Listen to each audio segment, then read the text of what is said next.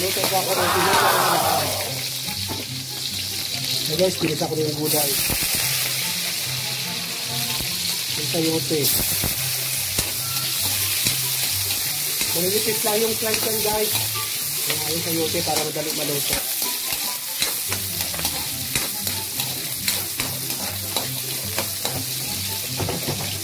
Siyempre, nandito yung aking halaan. Ayan, kaunti lang. Nabili ko sa palengke, guys. Halagang 60 pesos lang yan. Napasuka ko na yan. Kaya wala nang buhangin yan, guys. Ganyan yan. Pasukay mo ng isang oras doon sa tubig na may asin bago iluto. Para ma-release na yung mga kinain yung mga buhangin. Alam niyo naman itong shell na ito sa buhangin nakatira. Sa tabi ng dagat, kaya marami siyang buhangin.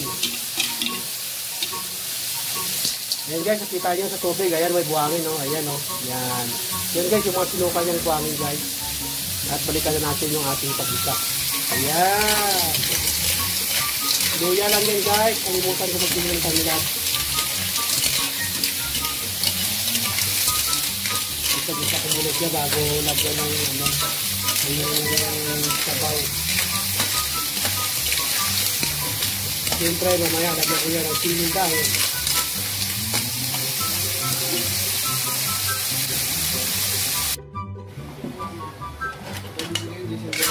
Ayan guys, nakuluan na po yung ating halaan.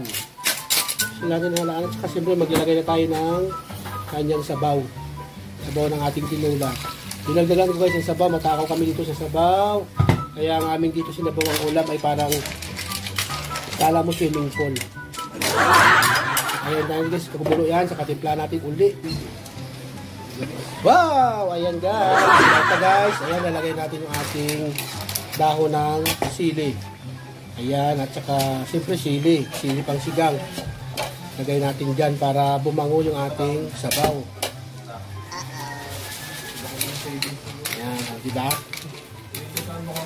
Hindi yan guys, kailangan pakuluan ng matagal ang ating dahon ng sili.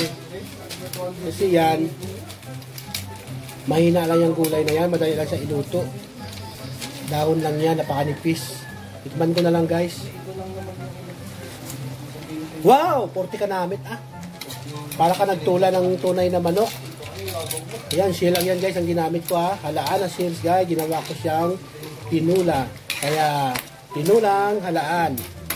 Wow! Ang sarap. Lutong probinsya to guys. Ayan. Marami na yung tikim ko ah. Higop na ito. Ayun hala, sige guys. Maraming salamat guys sa inyong panood naman ang aking simpleng videos guys.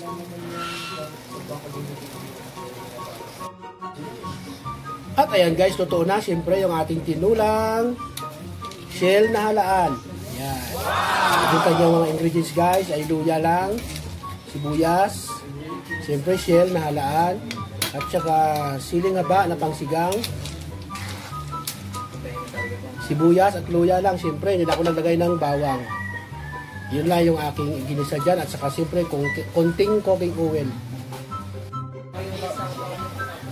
At maraming salamat po sa inyong lahat, sa inyong panonood ng aking mga simpleng videos guys, sa inyong pagsubaybay. Maraming salamat po ulit at God bless us sa inyong ibinigay sa akin na suporta. Sana patuloy nyo akong suportahan.